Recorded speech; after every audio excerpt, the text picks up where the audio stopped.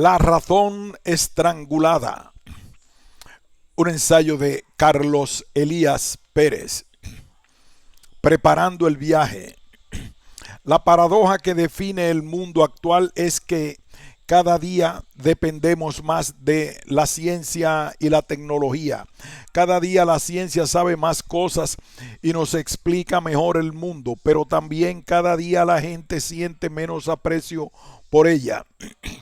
Cualquier chaval se sabe todos los jugadores de la liga de fútbol. Leen y releen sus biografías. Los medios de comunicación occidentales los ponderan como héroes, pero ningún adolescente conoce algo de algún científico. Los desprecian. Piensan que sus vidas son aburridas y decepcionantes en comparación con las de cantantes y futbolistas. Las vocaciones científicas se pierden alarmantemente en Occidente.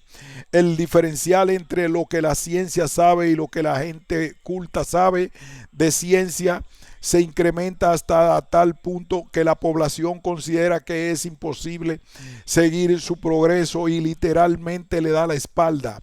Cada gente en puestos altísimos de la sociedad actual que aún piensa que es el sol el que gira alrededor de la tierra o que los dinosaurios y el hombre vivieron en la misma época. Este desprecio por las ciencias es un fenómeno relativamente nuevo e imparable en el mundo occidental que no sabemos hacia dónde nos puede llevar, pero en cualquier caso debemos encontrar urgentemente las causas. Este entrecomillado es en realidad un resumen de dos preocupaciones muy parecidas que me mostraron durante mi época de periodista dos personajes bastante diferentes, Sir Martin Rees y David Filkin. Ambos tenían un nexo común, su pasión por la ciencia.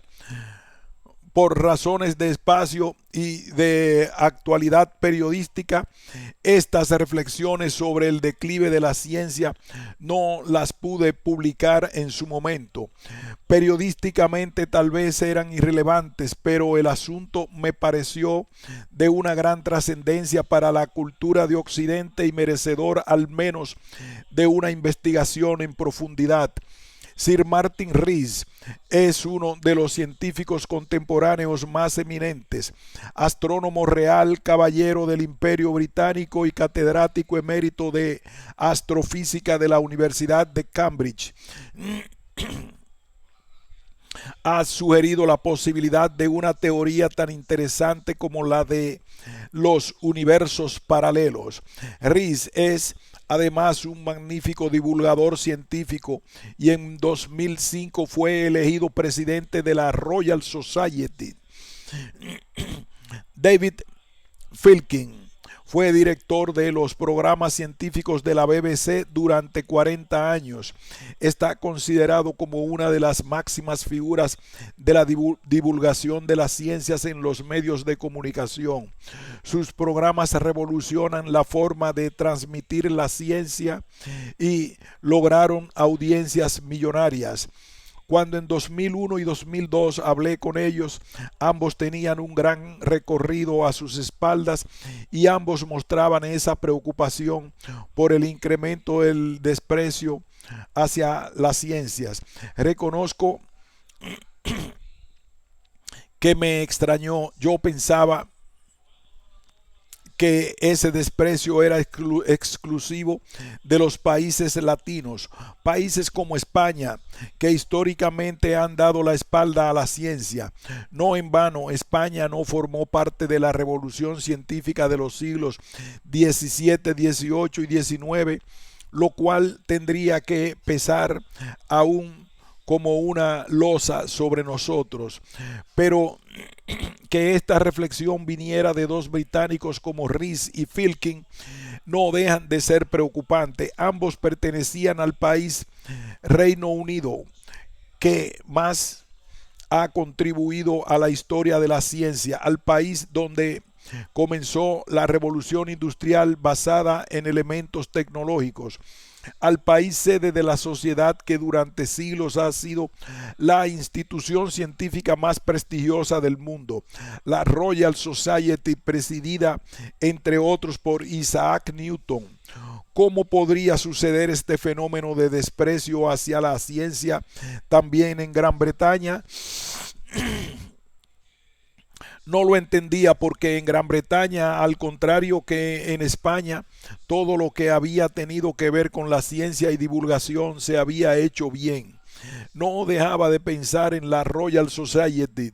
La Royal Society había sido el motor que había convertido lo que no era más que un pasatiempo de caballeros, la ciencia, en una profesión que cambiaría el mundo.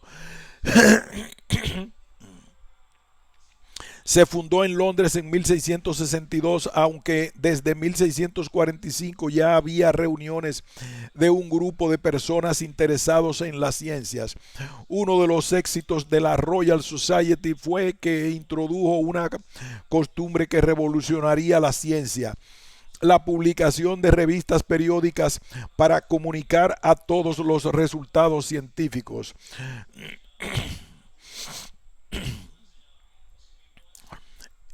Estas fueron las precursoras de las actuales revistas de impacto, de las que hablaré más adelante, pero con estos antecedentes no es casualidad que la revista científica generalista de mayor impacto sea la británica Nature, que también analizaré en este libro.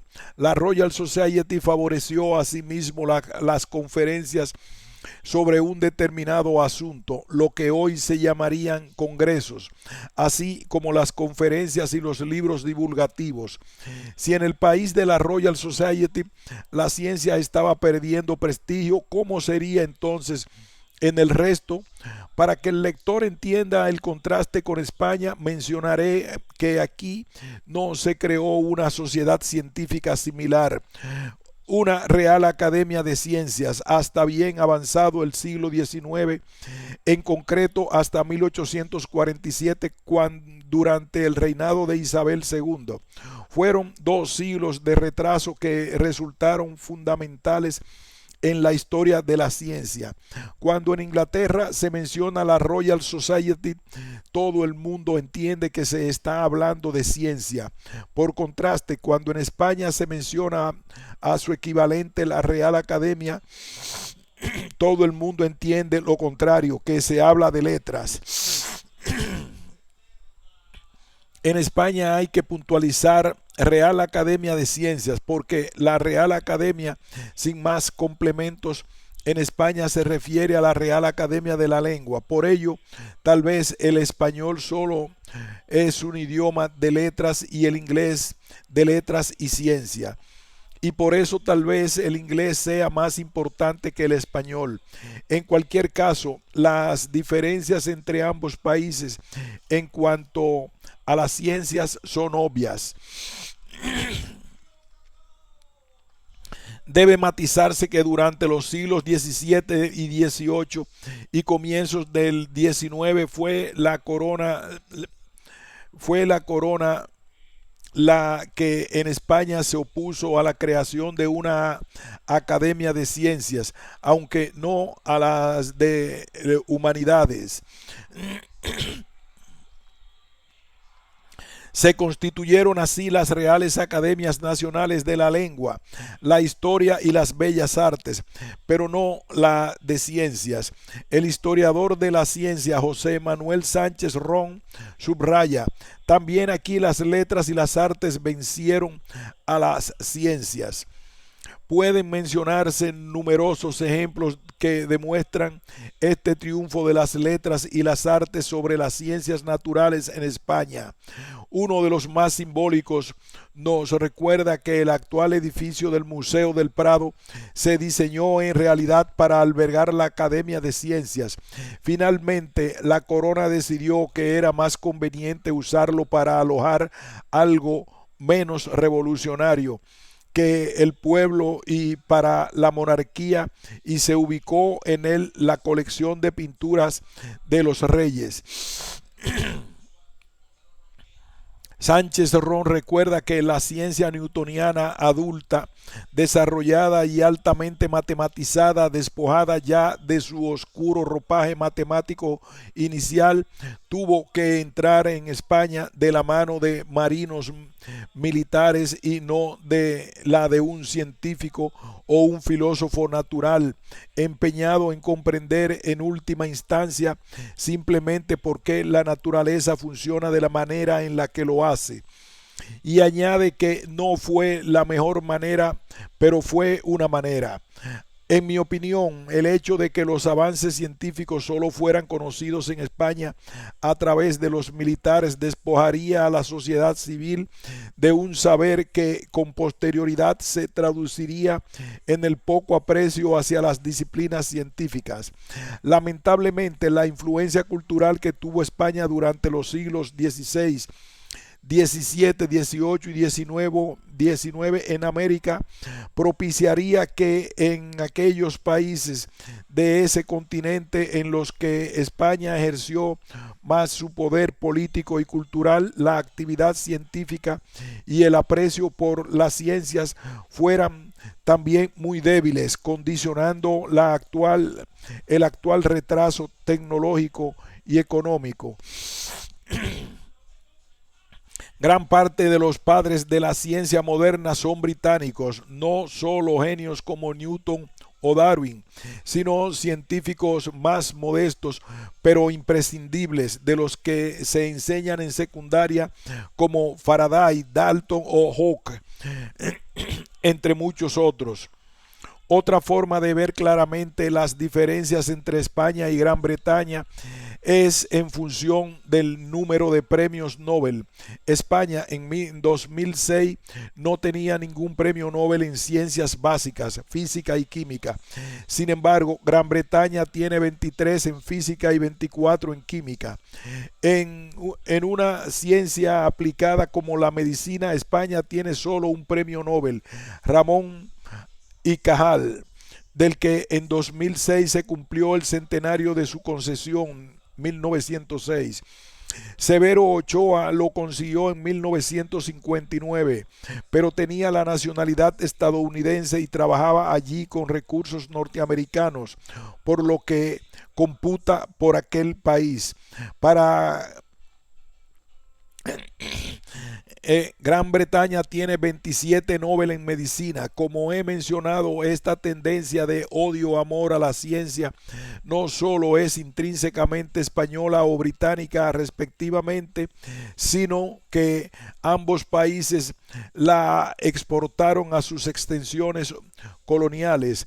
Así que el margen de Estados Unidos, antigua colonia británica con más de 200 premios Nobel científicos, resulta revelador que otras antiguas colonias británicas de países relativamente pequeños como Australia, 20 millones de habitantes, tenga 9 premios Nobel científicos. En el lado hispano, México, antigua colonia española y por tanto receptora de su cultura anticientífica, tiene 100 millones de habitantes y solo un premio Nobel de ciencia que por cierto, trabaja en Estados Unidos, aunque a diferencia de Severo Ochoa, este sí computa por México. La eterna pregunta que se hacen las antiguas colonias españolas y que en España no nos atrevemos a formular siempre ha sido la misma. Si Hispanoamérica hubiese sido conquistada por Gran Bretaña y por tanto por su cultura de amor e interés por las ciencias naturales, ¿acaso los países hispanoamericanos serían ahora tan ricos e influyentes como sus vecinos Estados Unidos y Canadá? Si Filipinas hubiese sido conquistada por Gran Bretaña en lugar de España, ¿su nivel de vida sería ahora similar al de Nueva Zelanda? Las respuestas son complejas y no son objeto de este libro, aunque sí de otro que estoy escribiendo. Sin embargo, los anglosajones tienen muy claro que el éxito de su cultura a partir del siglo XVIII tiene mucho que ver con su visión de que la ciencia es muy importante en su preparación intelectual. Piensan que la caída del Imperio Español y de la cultura latina a nivel global se debió en buena medida a la falta de aprecio y de conocimiento de sus clases dirigentes, tanto políticas como económicas o intelectuales, por las ciencias naturales. Lo que yo no comprendía tras las conversaciones con Rees y Filkin era que, según ellos, en estos momentos también en los países anglosajones hubiese un fenómeno de desinterés e incluso de cierto desprecio hacia las ciencias naturales. Si partíamos de condiciones culturales respecto a la ciencia totalmente diferentes, ¿por qué se había llegado a una situación similar en ambos países? ¿Podría ser una tendencia extensible a todo Occidente? La ciencia y la tecnología con varita mágica. Tal vez por mi deformación profesional de periodista llegué a la conclusión de que el único producto cultural que unía a países latinos y anglosajones era la existencia de algo que se llamaba medios de comunicación, junto con otro elemento relacionado con ellos, que era su influencia en todas las sociedades. Entre la conversación con Rees y la de Filkin, le comenté esta idea a quien durante muchos años fuera presidente de la Real Academia de Ciencias de España, Ángel Martín Municio, quien, debo reconocerlo, me animó a profundizar en este asunto. Yo admiraba que Municio fuera capaz de dar una conferencia sobre Felipe II o sobre bioquímica o genética con la misma pasión y profundidad. Todo forma parte de la misma cultura, me respondía. En mi época de periodista tuve que acudir a él como fuente de numerosas ocasiones y eso generó, al menos desde mi perspectiva, un sentimiento de admiración y cariño. Escribir su obituario en el periódico fue un duro momento en mi carrera de periodista. Sin embargo, yo no estaba seguro de tal hipótesis. La pérdida del impacto cultural de la ciencia en Occidente en los últimos años se debe a los medios de comunicación. Fue la lectura de un artículo de Umberto Eco lo que me convenció. Umberto Eco, italiano profundo conocedor de la Edad Media, pero también de la cultura occidental en su conjunto y sobre todo bastante cosmopolita, sostenía que curiosamente la magia está cada día más presente en los medios de comunicación. Podría parecer extraño que esta mentalidad mágica sobreviva en nuestra era, pero si miramos a nuestro alrededor, esta aparece triunfante en todas partes. Hoy asistimos al renacimiento de sectas satánicas, de ritos sincretistas que antes los antropólogos culturales íbamos a estudiar a las favelas brasileñas. Según Eco, en el siglo XXI la varita mágica se ha transformado en los botones de los aparatos. La tecnología ha sustituido a la magia porque la gente no entiende ni se preocupa de cómo funciona. Por ejemplo, una fotocopiadora solo sabe que se aprieta al botón y se produce el milagro. O el hecho mágico de la aparición instantánea de una reproducción exacta del original fotocopiado. ¿Qué es la magia? ¿Qué ha sido durante siglos? ¿Y qué es, como veremos todavía hoy? La presunción de que se podía pasar de golpe de una causa a un efecto por cortocircuito, sin completar los pasos intermedios. Clavo un alfiler en una estatuilla que representa al enemigo y éste muere. Pronuncio una fórmula y transformo el hierro en oro. Convoco a los ángeles y envío a través de ellos un mensaje. La magia ignora la larga cadena de las causas y los efectos y sobre todo no se preocupa de establecer, probando y volviendo a probar si hay una relación entre la causa y el efecto. La confianza, la esperanza en la magia no se ha desvanecido en absoluto en, en la llegada de la ciencia experimental.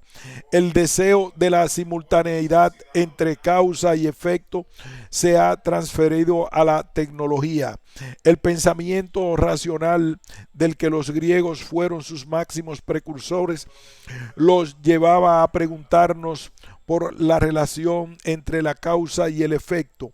El Renacimiento retomó esta actitud de los clásicos y la Ilustración la consagró, pero hoy pocos saben cómo funciona el dispositivo que permite enviar mensajes electrónicos desde España a Australia en un segundo.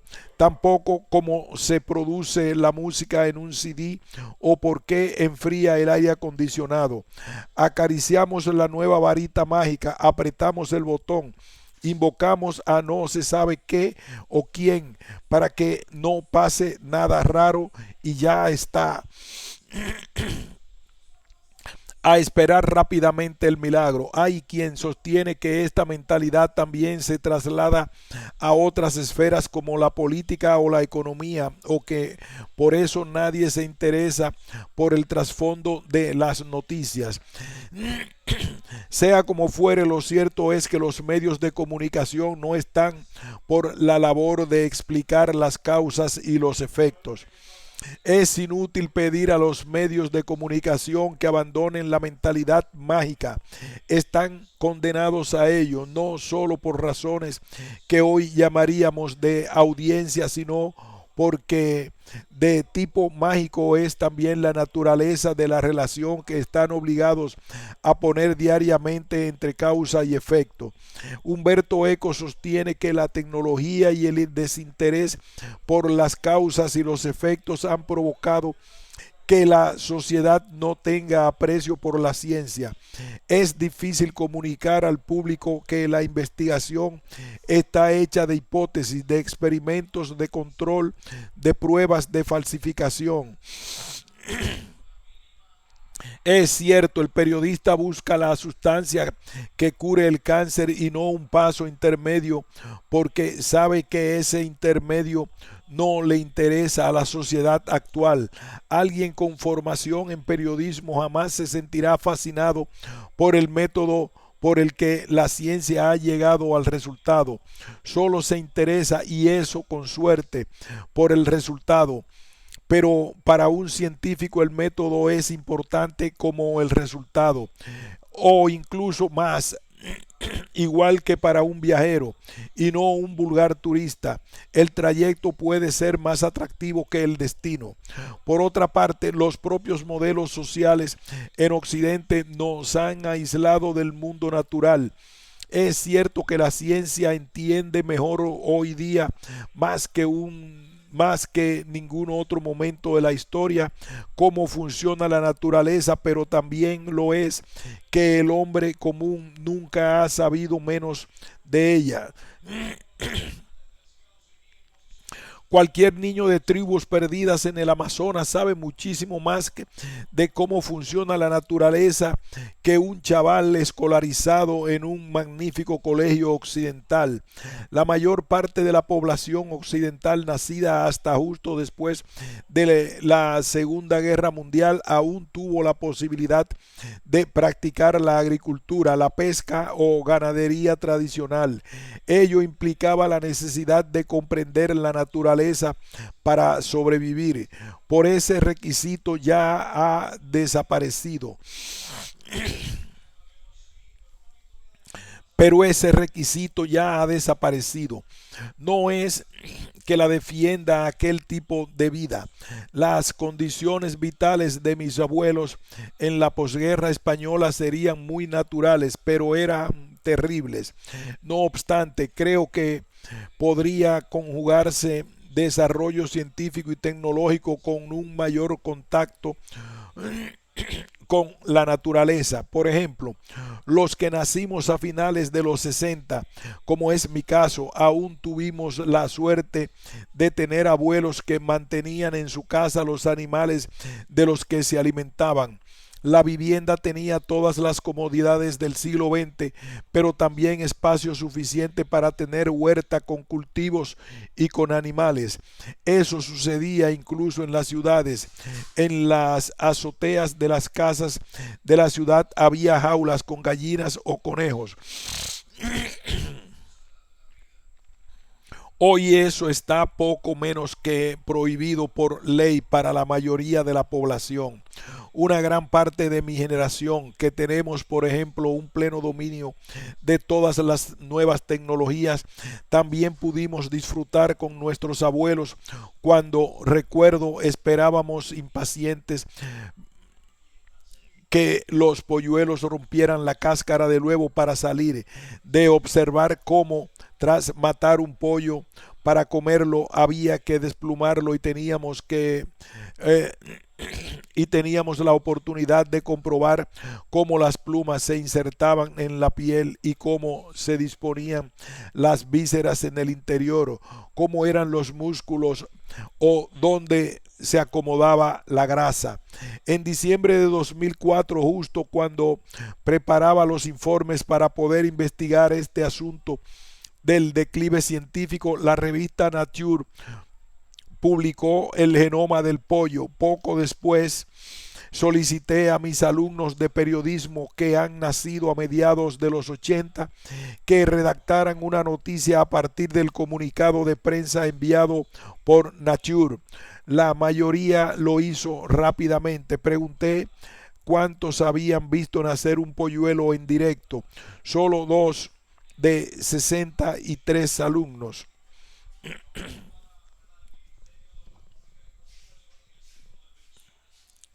¿Cuántos habían observado cómo se disponían las distintas vísceras o los músculos de un pollo? Ninguno había asistido siquiera a la muerte de un animal del que, según confesaron, comían su carne con frecuencia. ¿Cómo podían comprender entonces lo que significaba el genoma del pollo y escribir sobre él para un periódico? La comunicación pública de la ciencia trasciende obviamente al periodismo. De hecho, la principal vía de comunicación que tienen los científicos sigue siendo las revistas científicas. Aquí también abordaré cómo han evolucionado desde aquellas primeras de la Royal Society y sobre todo analizaré cómo ha influido el periodismo en ellas. Al final del libro asumo el reto que plantea Rees y Filkin, donde nos pueden llevar a esta falta de aprecio por las ciencias. Ciencia objetiva y periodismo subjetivo. Kant, en su crítica de la razón pura, sostiene que el conocimiento que tenemos de las cosas no refleja la verdadera realidad, sino una realidad subjetiva tamizada por las facultades cognitivas humanas, sensibilidad, entendimiento y razón. Aunque no estoy totalmente de acuerdo con esa percepción de Kant, sí se aplica a las ciencias naturales. En periodismo sí hemos adaptado esa idea a un lema que confirma rotundamente que la objetividad no existe, porque todos los periodistas somos personas con una vida previa que condiciona la forma de ver al mundo.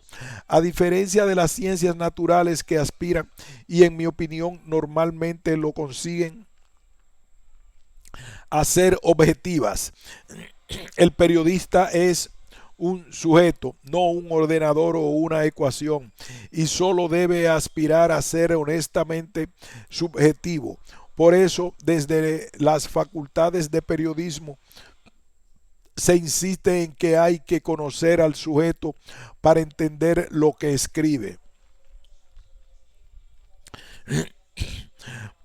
En este libro intentaré ser objetivo, entendiendo esa objetividad como la suma de muchas subjetividades que provienen de distintas direcciones.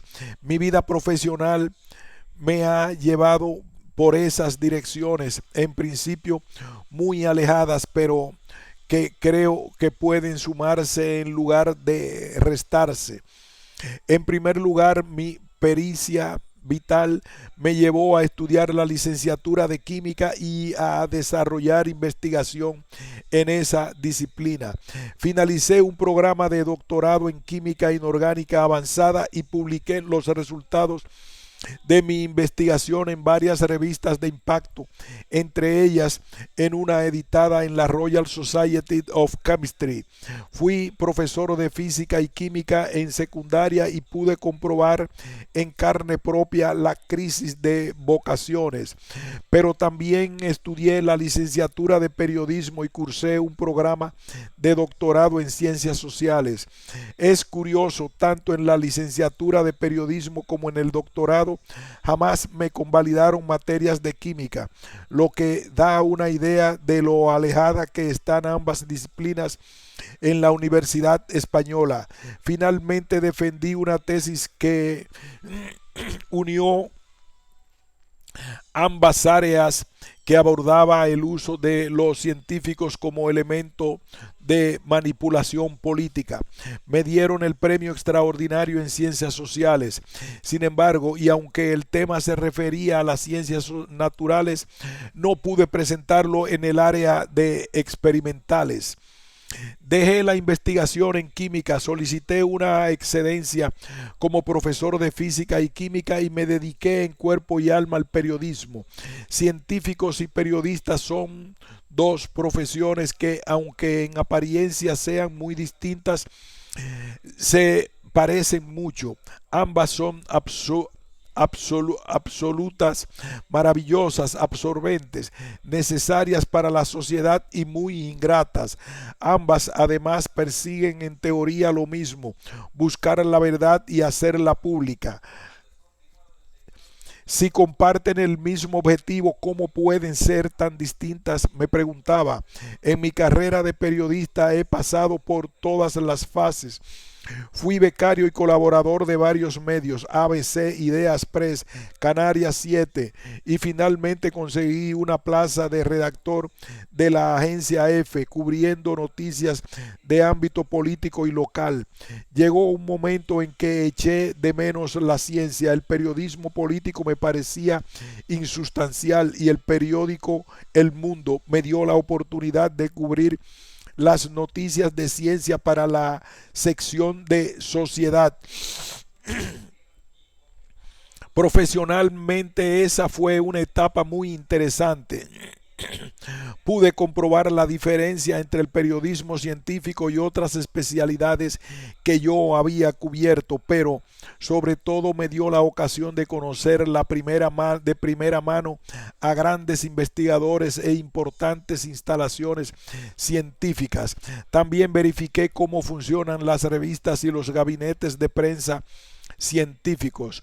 No obstante, el mundo periodístico es con diferencia mucho más duro que el universitario, y con mi doctorado bajo el brazo me presenté a una plaza de profesor titular de periodismo.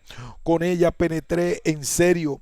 Durante la tesis había pasado de puntillas en un mundo extraño de la vida de un departamento de ciencias sociales, tan alejado del de química inorgánica en el que había empezado. Era una oportunidad fantástica, porque no es fácil que un científico natural pueda trabajar en un departamento de ciencias sociales y describir las diferencias entre ambas formas de conocimiento de primera mano. Debo señalar que tanto en mi departamento, el de periodismo y comunicación audiovisual, como en mi propia Universidad de Carlos III de Madrid, me he he sentido algunas veces rechazado por tener la doble titulación, ciencias, letras. En lugar de estar en el campo de todos, he experimentado la impresión de no pertenecer al campo de nadie.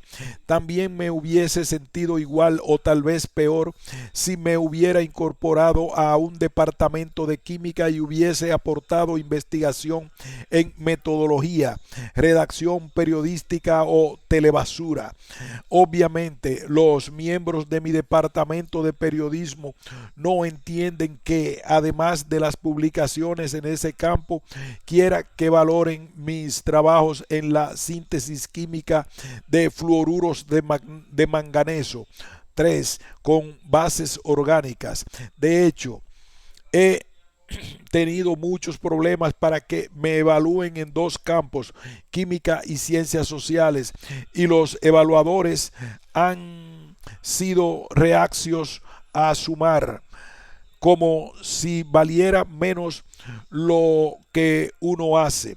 Me costaba creer que no hubiese habido nadie más en mis circunstancias, pero los dos campos están muy alejados y, según mi experiencia, en el fondo desean permanecer así.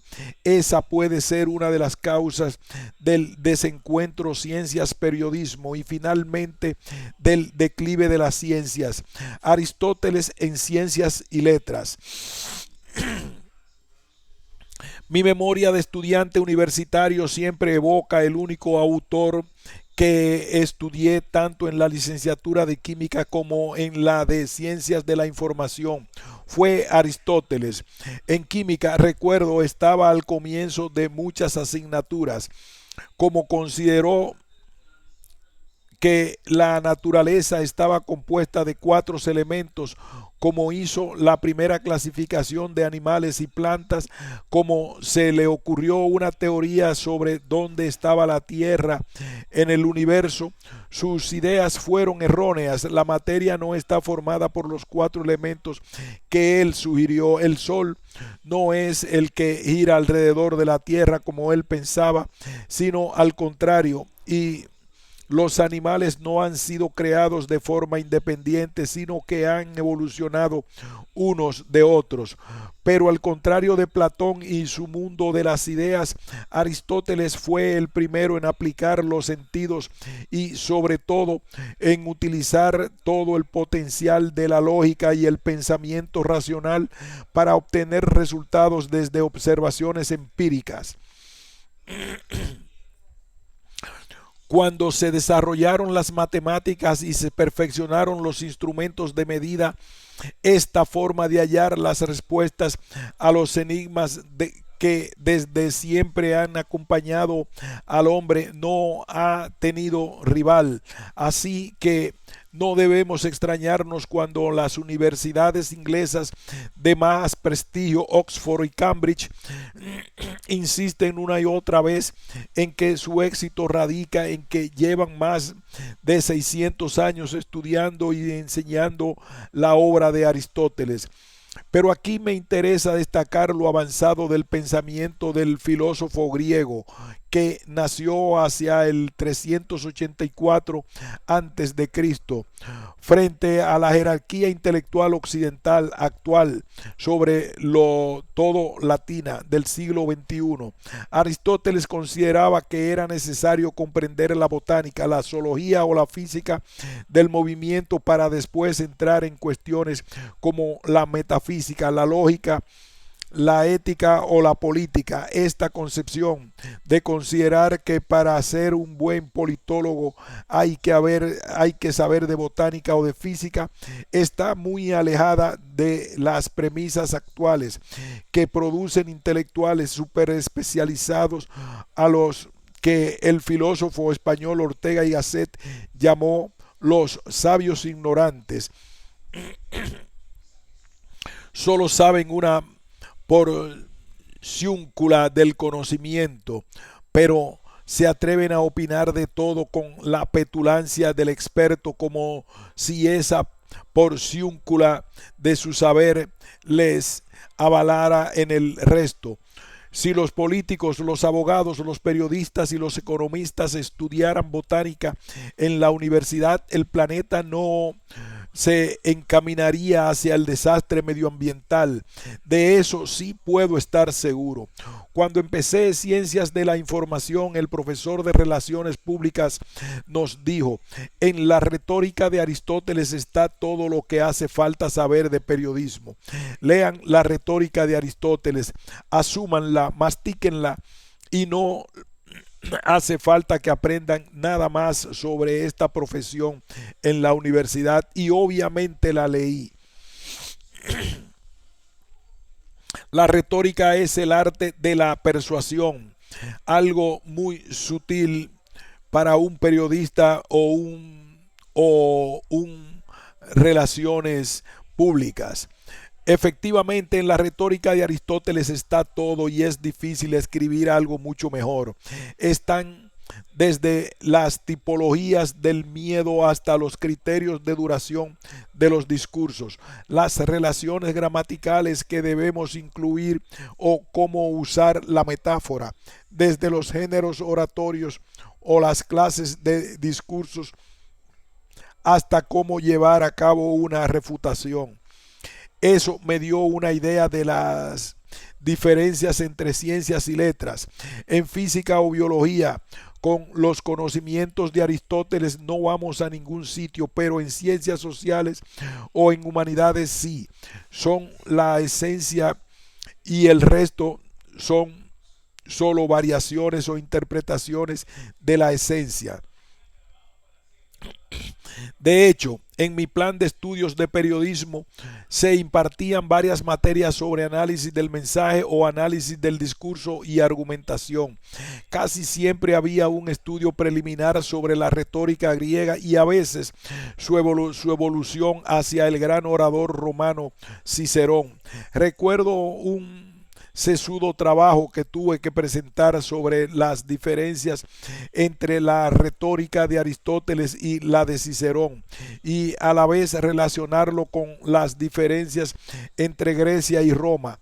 El objetivo de la profesora que propuso el trabajo era que fuéramos conscientes de que el estudio de la retórica que ejercían los políticos, los filósofos o en general los intelectuales de cada época definía mejor el período de los propios acontecimientos históricos.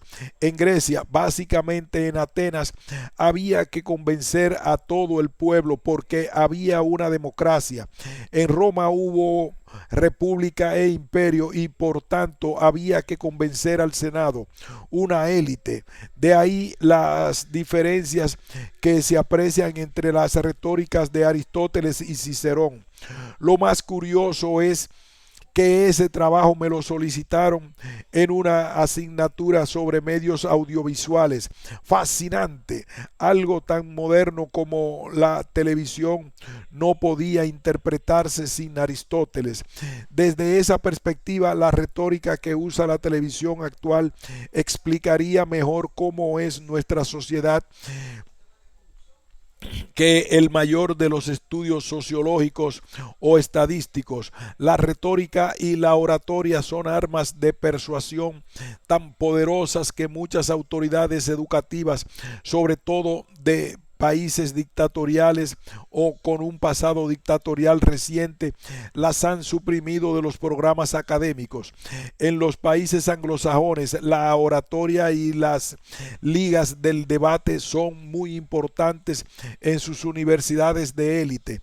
En España apenas se enseña, excepto en las universidades jesuitas, en las que incluso existen ligas internas de debate.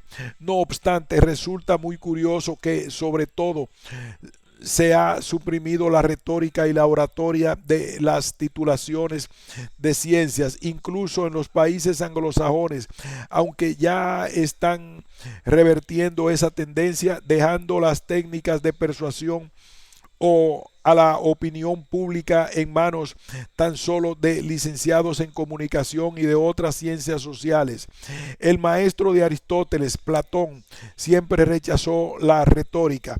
Pensaba que solo había una verdad y si se obtenía no hacía falta persuadir a nadie porque la verdad era capaz de persuadir por sí misma. La retórica era un arte que practicaban los sofistas y que daba herramientas para defender una postura. No ganaba la postura verdadera, sino la que fuera defendida con mejores elementos retóricos y consiguiera persuadir mejor.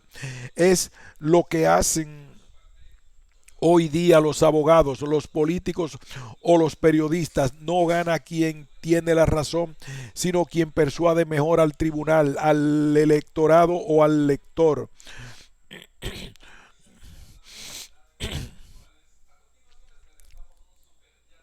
Una de las experiencias más extrañas y contradictorias que he tenido como profesor de periodismo fue la de preparar un grupo de alumnos para participar en el primer campeonato universitario nacional de debate y oratoria, torneo Pasarela. Como capitán del equipo de mi universidad tuve que adiestrar a mis alumnos debatientes en defender tanto una postura como la contraria de cada uno de los temas que habían que debatir. Favorece la concentración empresarial a la sociedad en su conjunto fue uno de los asuntos que preparamos. Aunque había 2 semanas para investigar los temas, la postura a favor o en contra se sorteaba justo antes del momento del debate. Esa es la dinámica habitual en todas las competiciones de debate que se organizan en todo el mundo. La razón o la verdad eran irrelevantes. Lo importante era ejercitarnos con técnicas de persuasión para que convenciéramos de la postura que nos había tocado en el sorteo, que obviamente no tenía por qué ser aquella en la que creíamos. Ganamos debates en los que defendíamos una postura y también otros en los que sostuvimos la contraria. El jurado estaba compuesto por cazatalentos de las empresas y despachos de abogados más importantes de España. Buscaban alumnos que supieran convencer independientemente de lo que pensaran a un jurado, uno de los clientes, unos lectores o unos espectadores, alumnos que supieran convencer de la verdad de la empresa contratante o no de la verdad.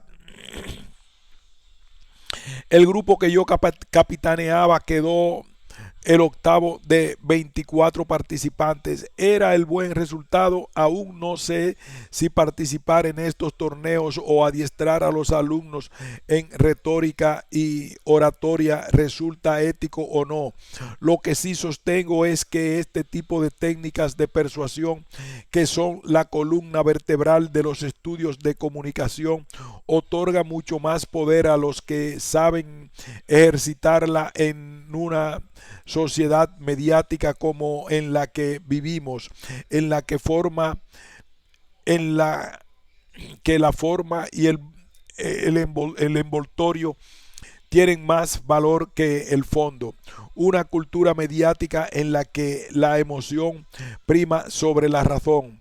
Al finalizar el torneo del debate, mis alumnos recordé aquella anécdota que describe el efecto que a los romanos le produjo el contacto directo con el pensamiento griego.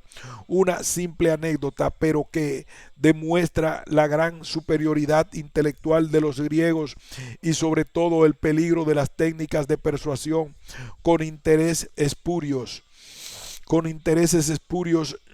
o en las que el pensamiento racional no esté presente. Corría el año 155 antes de Cristo y Roma ya había conquistado buena parte del mundo conocido, incluida Grecia. Roma tenía más poder militar y de ingeniería que los griegos, pero los romanos continuaban fascinados por el potencial intelectual, sobre todo de los atenienses. Invitaron a Roma a una embajada formada por los directores de algunas escuelas de filosofía para que instruyeran a los jóvenes romanos. Uno de ellos, el escéptico Carneades, defendió un día la justicia en la actividad política. Al finalizar, todos los oyentes quedaron fascinados con su oratoria y retórica, y por supuesto convencidos de que efectivamente ser justo era lo más importante para ser político. Al día siguiente los jóvenes romanos acudieron a la segunda charla para reforzar, creían ellos, creían ellos sus ideas sobre la justicia, pero Carneades defendió lo contrario, la importancia de la injusticia en la política.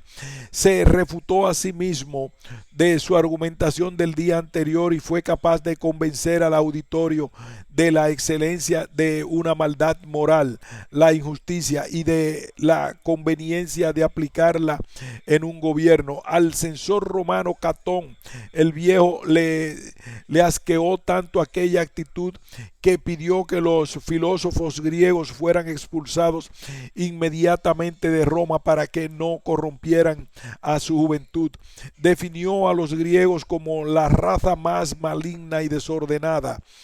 Carneades había demostrado que con la retórica y la oratoria podían convencer de lo que quisiera, incluso de una perversión moral, a una masa de personas. De hecho, fue enviado a Roma para exhibir sus grandes dotes de elocuencia. Demostró que un buen retórico con dotes de orador podía hacer un guiñapo del cerebro y de las creencias de cualquiera, incluso de las élites cultas, como era el caso de los jóvenes romanos que componían el auditorio. Cualquier objetivo manipulador entonces podía conseguirse a través de la retórica y la oratoria con una masa inculta. Alertaba sin posiblemente pretenderlo del peligro que existía si esa masa de personas tenía algún tipo de poder. Pero todo eso, incluida la trampa en la que habían caído el auditorio como herramienta retórica para demostrar una hipótesis, era demasiado sofisticado para los simples romanos que lo expulsaron de la ciudad. Carneades era además defensor de una doctrina, el escepticismo, que afirmaba que la verdad no existe y que por tanto nada puede conocerse con certeza. Según esa creencia, todo tiene la misma categoría, nada tiene que ser mejor verdad que otra, y por ejemplo, lo justo y lo injusto son a la vez sinónimos de útil y dañoso. La ciencia y la magia, por ejemplo, serían dos formas de verdad. Esta corriente que establece que la verdad no existe, que todos los enfoques son igualmente válidos, o que sostiene a la vez los pros y los contras de las mismas cosas, ha sido nuevamente recuperada por los filósofos posmodernos para atacar a la ciencia. Muchos científicos sociales la han defendido, además, como forma de paliar las graves deficiencias estructurales y de metodología de las disciplinas como la economía, psicología, sociología, comunicación y pedagogía, entre otras áreas que, pese a que han adquirido prestigio social gracias a la buena retórica de sus defensores, no pueden ser comparadas en cuanto a potencialidades con la física, química, geología o biología. Y como veremos más adelante, este escepticismo va a ser muy importante en la formación de los periodistas y cineastas formados en la universidad. Para los griegos, la corriente opuesta al escepticismo es el dogmatismo, es decir, lo contrario a un escéptico es un dogmático.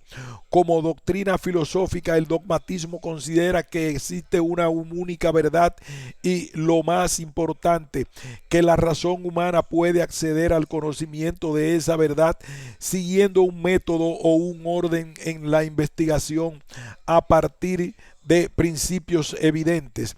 El paso fundamental del dogmatismo implica poner a prueba el método, haciendo siempre una crítica exhaustiva a la apariencia. Así, por ejemplo, el dogmatismo racionalista del siglo XVIII desemboca en una gran confianza en la razón, obviamente después de haberla sometido a un examen riguroso por una serie de derivaciones históricas y filosóficas que exceden el contenido de este libro. La Iglesia Católica realizó una traducción muy libre del término griego dogma. Para la Iglesia, dogma identifica aquellos postulados que deben ser creídos solo porque así lo ordena la autoridad eclesiástica. Por tanto, jamás deben ser sometidos a debate, a examen, a demostración empírica o a cualquier variante de pensamiento racional. Dogma para la Iglesia es una verdad absoluta revelada por Dios que no es susceptible de ser discutida. A partir de aquí, el adjetivo dogmático adquiere connotaciones, al menos para la población con escasos conocimientos de filosofía, relacionadas con la superstición, intransigencia, religión, irracionalidad, autoritarismo, religión e incluso pedantería. Como antónimo de dogmático o dogmatismo, tenemos flexibilidad, escéptico, sencillo e incluso racional o científico. Es decir, que dogmático significa a la vez racional e irracional, ciencia y religión o superstición. Esta confusión semántica que se da en muchas lenguas occidentales como el español o el inglés, entre otras, ha sido hábilmente usada por muchos críticos de las ciencias naturales para tachar a los científicos dogmáticos de dogmáticos y, por extensión, de intransigentes, autoritarios, poco receptivos con otras creencias, como suelen ser las autoridades religiosas o pedantes.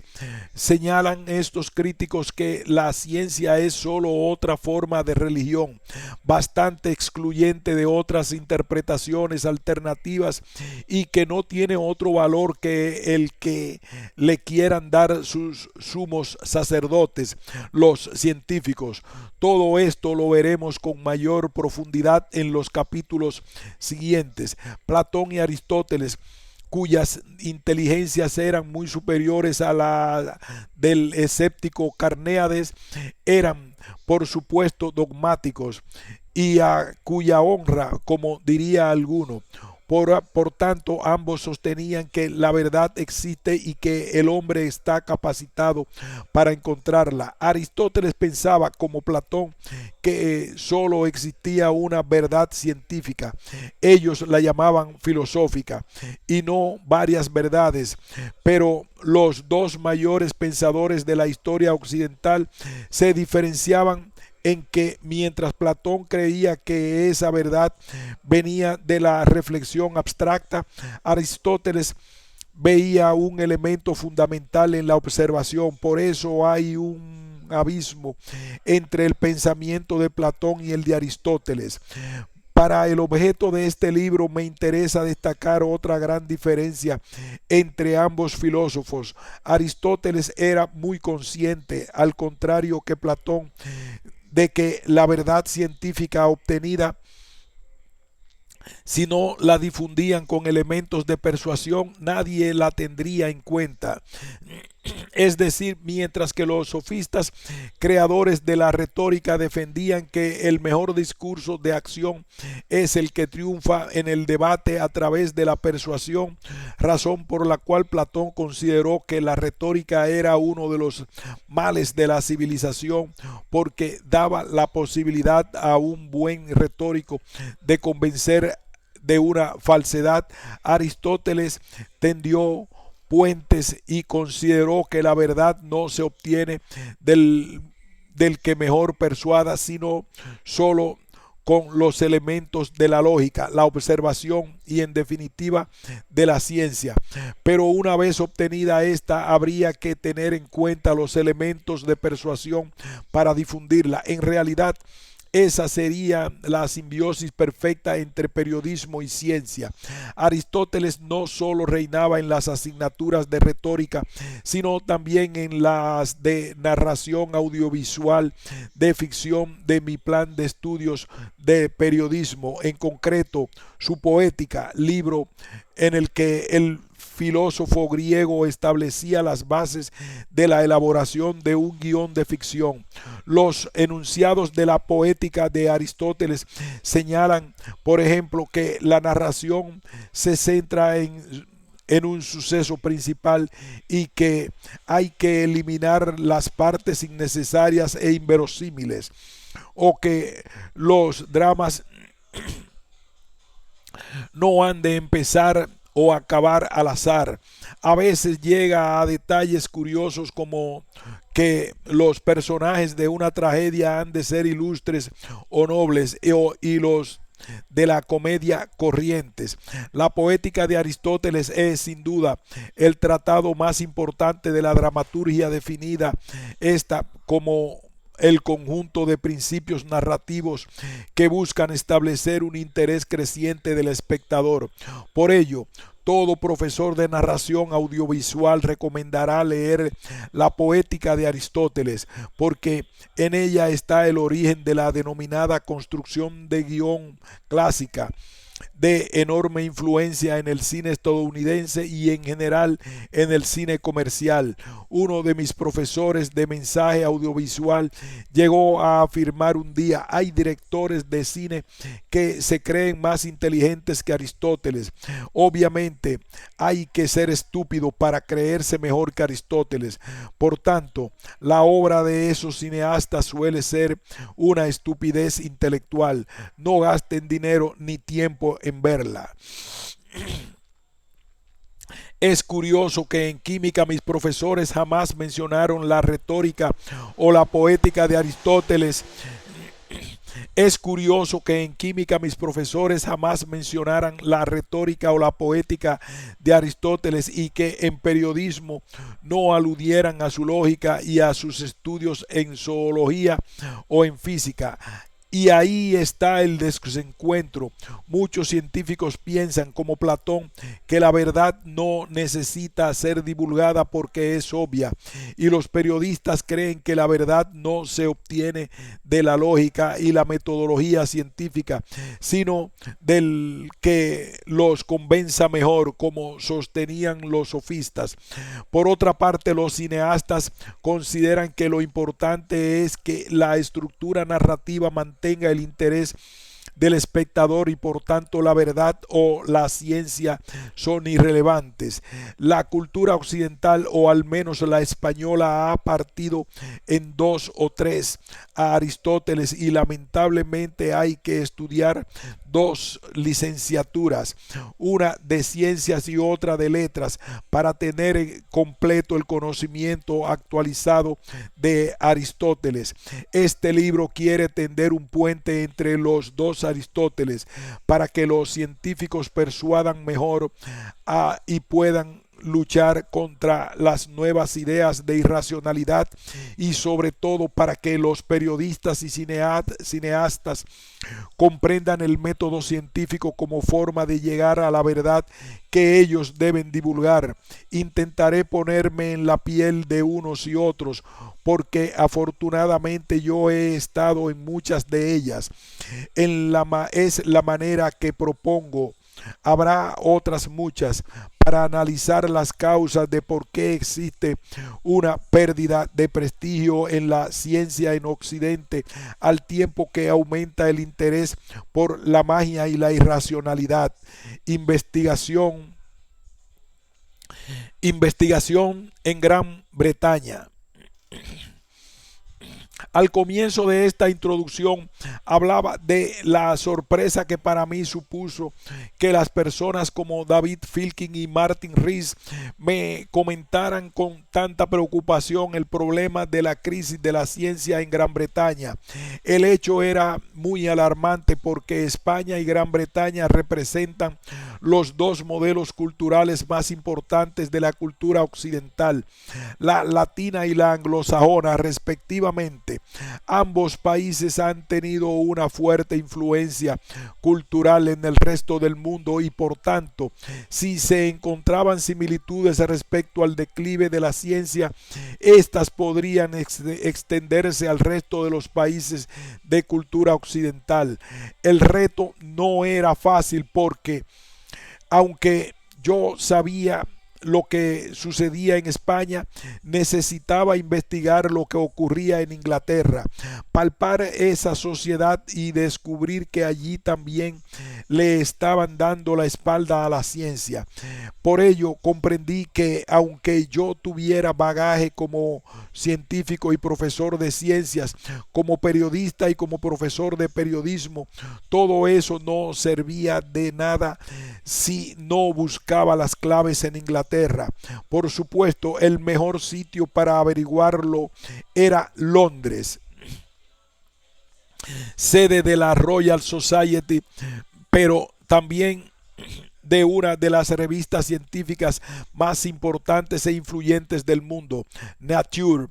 Desde aquí agradezco el interés que mostraron en esta aventura la jefa del gabinete de prensa, Ruth Francis, y el propio director de la revista, Philip Campbell. Debo confesar que al principio pensé que el mejor lugar era el Imperial College porque desarrolla una ciencia de gran nivel.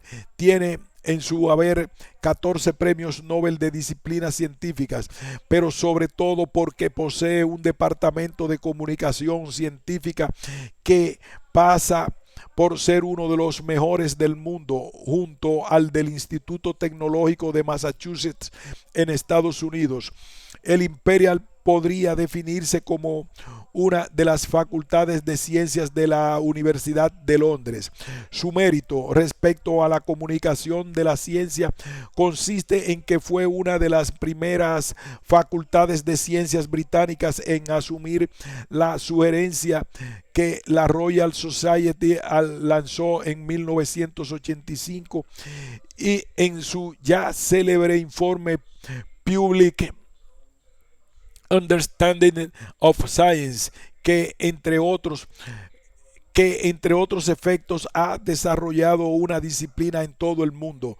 Ante la mala imagen que estaba teniendo la ciencia en los medios, la Royal Society sugería en ese informe de 1985 que se impartiera a los científicos nociones sobre comunicación mediática, de forma que estos pudieran volver a hacerse cargo de la información científica y sustituyeran a los periodistas.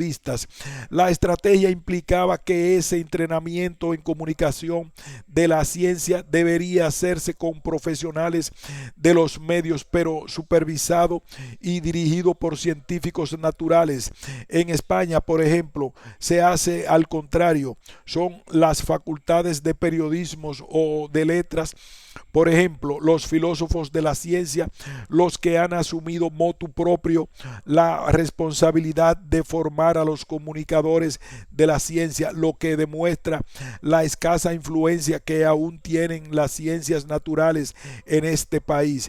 No obstante, el Imperial y su grupo de comunicación es un lugar donde los periodistas van a aprender ciencia pura o historia de la ciencia. No obstante, el Imperial y su grupo de comunicación es un lugar donde los periodistas van a aprender ciencia pura o historia de la ciencia. Si no son capaces de entender el lenguaje científico y los científicos entrenarse en periodismo, técnicas cinematográficas y de televisión. Modestamente yo creía que estos campos ya los tenía asimilados. Necesitaba un lugar donde conjugar todo eso desde una perspectiva más amplia, como afecta el poder y la sociedad actual a la comunicación científica y esta al declive de la propia ciencia. Por otra parte, como profundizaré más adelante, a partir de ese informe de la Royal Society, en el que la mayoría de los científicos anglosajones comienzan a concienciarse del grave daño de los medios de comunicación están provocando en las ciencias naturales, los científicos comienzan a buscar culpables directos. Sus iras recaen rápidamente en los denominados filósofos de la ciencia con cultura de letras. Un célebre artículo publicado en la revista Nature de 1987 titulado Where Science Has Gone Wrong, donde se ha equivocado la ciencia, desata la polémica al identificar claramente a los cuatro culpables del apocalipsis científico: los filósofos postmodernos Kuhn, Popper, Lakatos y Feyerabend. De los cuatro, tres habían sido profesores o alumnos en un emblemático centro, la London School of Economics and Political Science. Si el Imperial podía considerarse la Facultad de Ciencias de la Universidad de Londres, la LSE podría definirse como su Facultad de Ciencias Sociales. ¿Qué mejor sitio para investigar el mal que, yendo a su origen, no es que pensar a resolver el problema a partir de la filosofía de la ciencia? Pero consideré que era un centro tremendamente influyente en la sociedad actual, sobre todo porque allí se han formado y se forman, y no en el Imperial, muchos de los que la dirigen. La LSI es importante por su nivel académico. Tiene 12 premios Nobel de Economía que están o han estado en algún momento relacionados con ella, y 2 de literatura. Algunos Nobel tan tempranos como Bernard Shaw o Bertrand Russell, y otros recientes como Amartya Sen, Robert Mundell o el último George Akerlof, que hubiese impartido allí clases. Bertrand Russell para mí era un factor relevante porque la lectura de uno de sus libros, del que hablaré más adelante, influyó notablemente en que se me matriculara en ciencias al acabar el COU. No obstante, la LSI es sobre todo un enorme laboratorio de ideas en el que gente de todo el mundo aborda los asuntos desde múltiples perspectivas. Es también una de las universidades más cosmopolitas del mundo. En 2006, el 44% de sus 1.700 profesores procedía de países latinos. No, perdón. Es también una de las universidades más cosmopolitas del mundo. En 2006, el 44% de sus 1.700 profesores procedía de países distintos a Gran Bretaña. De ese 44%, la mitad eran de la Unión Europea y la otra del resto del mundo. Estos porcentajes aumentan cuando hablamos de alumnos. El 64% de los alumnos de la LSI procedían de fuera de Gran Bretaña, lo que da una idea de cómo es una universidad propagadora de ideas.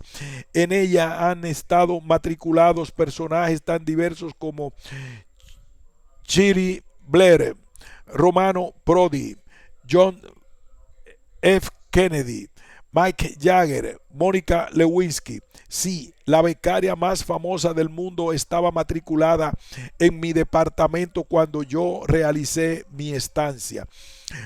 Por su sala de conferencia ha pasado la mayoría de los líderes de opinión e incluso dirigentes mundiales como Bill Clinton, Kofi Annan o Nelson Mandela, entre otros muchos.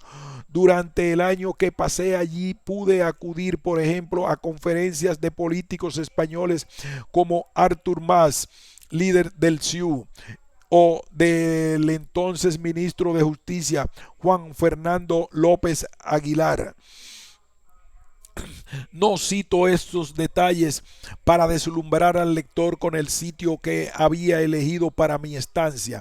En un libro de divulgación como este, destinado al lector hispano que no necesariamente tiene que estar familiarizado con el ambiente universitario anglosajón o con la gestión del conocimiento, me interesa describir también lo que son las grandes universidades de élite anglosajonas, porque en España o en el ámbito latino no existe nada mínimamente parecido. No ya en cuanto a los premios Nobel, sino porque todo a la capacidad de estas instituciones de ser grandes y efectivas difusas de tendencias intelectuales en la sociedad globalizada actual.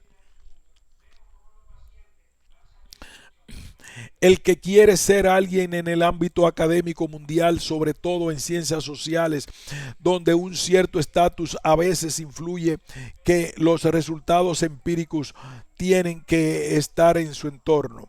No sé si esto afecta o no al declive de la ciencia, pero en cualquier caso, esta gran autoridad de poco más de una decena de universidades en el mundo, prácticamente todas anglosajonas, es un fenómeno que al menos debe mencionarse. El lema de la LSI que preside toda la institución desde que se fundara en 1895, también me animó a elegirla como primerísima.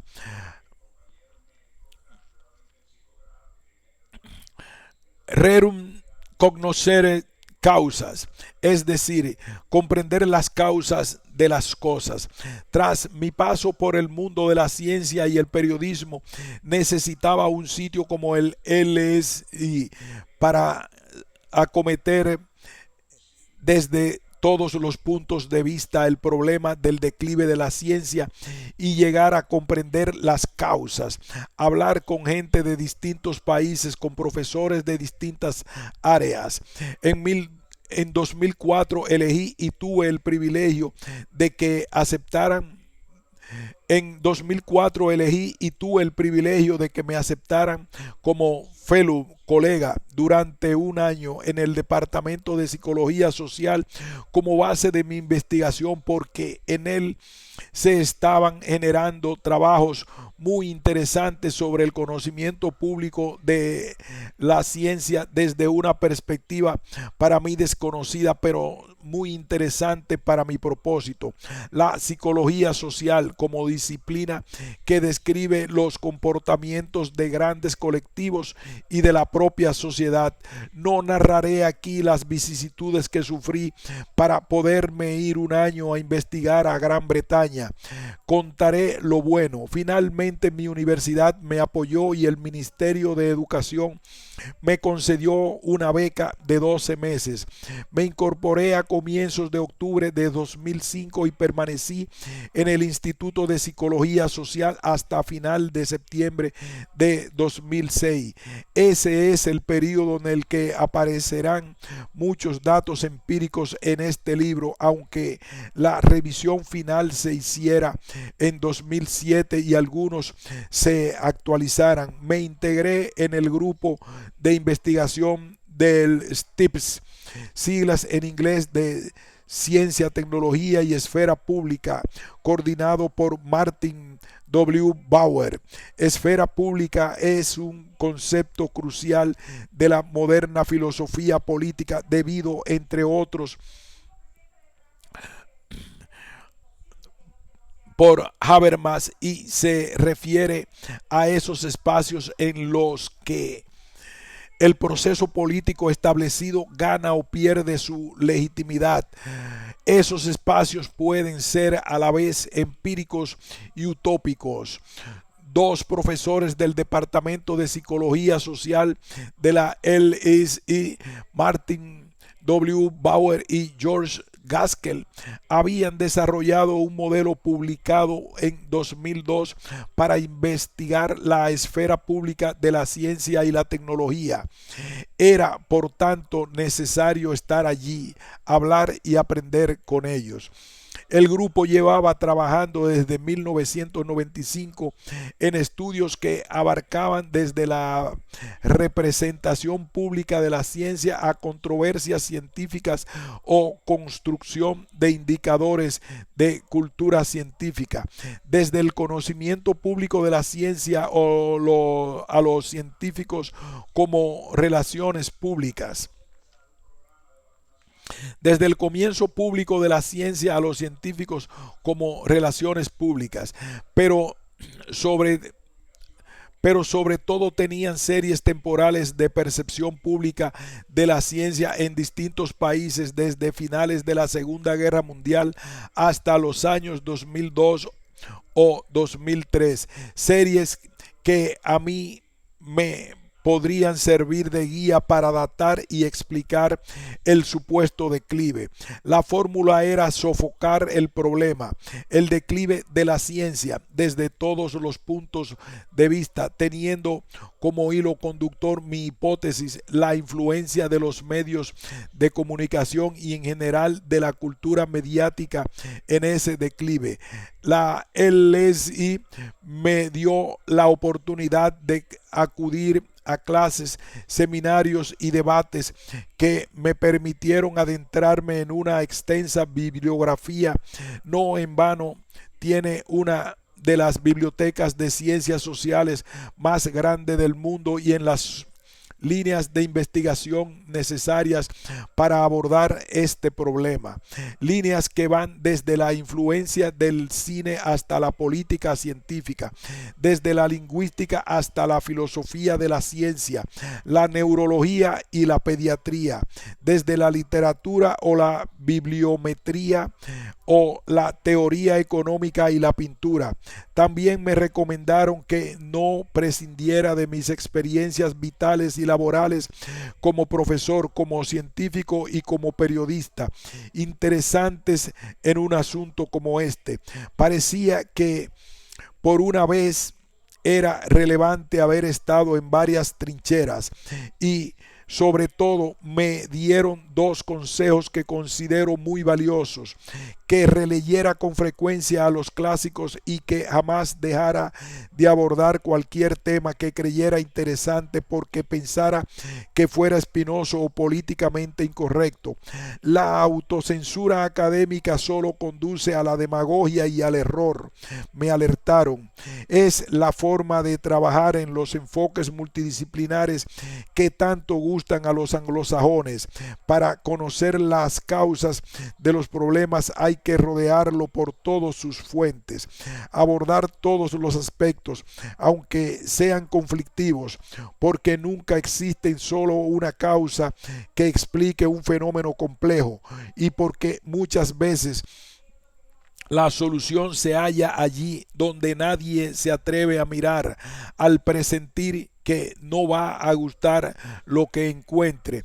Al final tuve que defender mis conclusiones sobre las causas del declive de la ciencia en la cultura mediática en el Seminario Permanente de Debate y Análisis, Public Understanding of Science, Conocimiento Público de las Ciencias, que organiza conjuntamente el Departamento de Psicología Social de la LSE y el de Estudios de Ciencias y Tecnología del University College de Londres.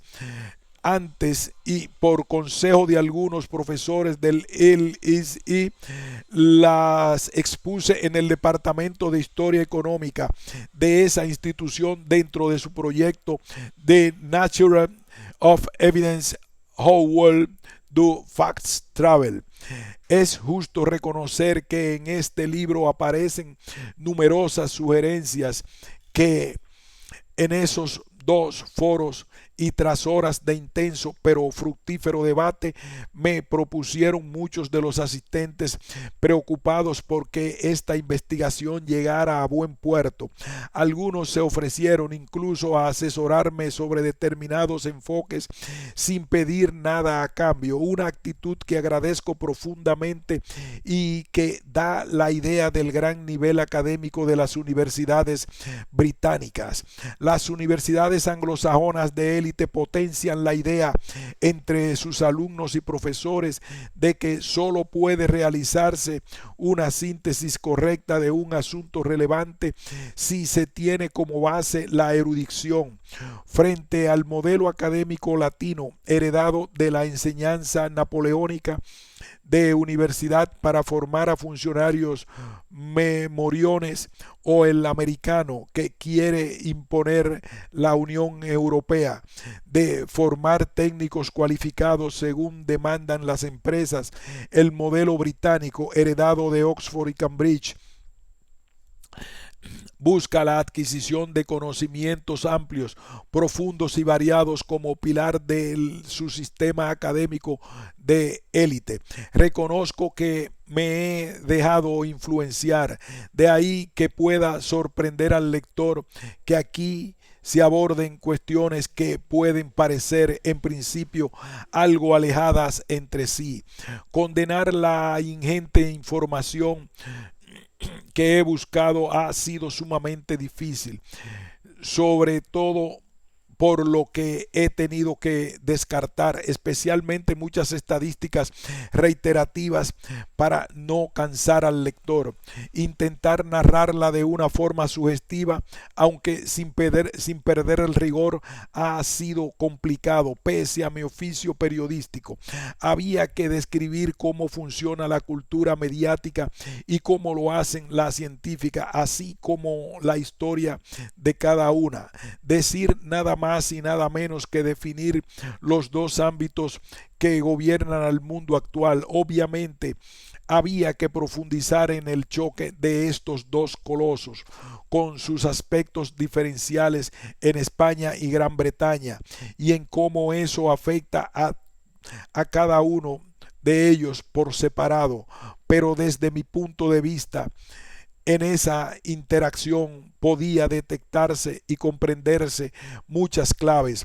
Ojalá con este libro el lector pueda siquiera vislumbrar la extraordinaria riqueza de matices que supone adentrarse en esa colisión de dos gigantes aportaciones culturales que Occidente ha donado al mundo: la ciencia moderna y los medios de comunicación.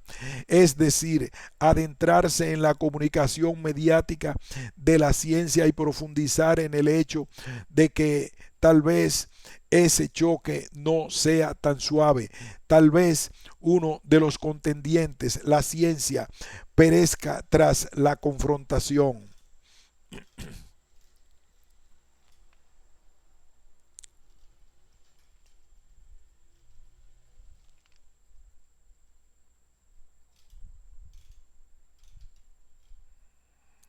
Fin de este ensayo.